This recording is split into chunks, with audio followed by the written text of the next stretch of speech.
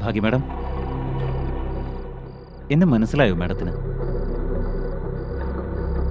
എന്തെങ്കിലും ഓർത്തെടുക്കാൻ പറ്റുന്നുണ്ടോ മാം? മാം,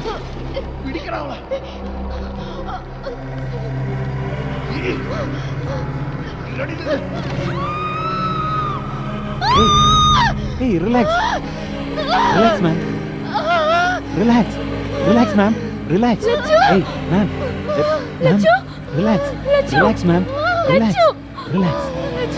കൂൾ കൂൾ മാം, കൂൾ കൂൾ മാം, കൂൾ മാം. മാം,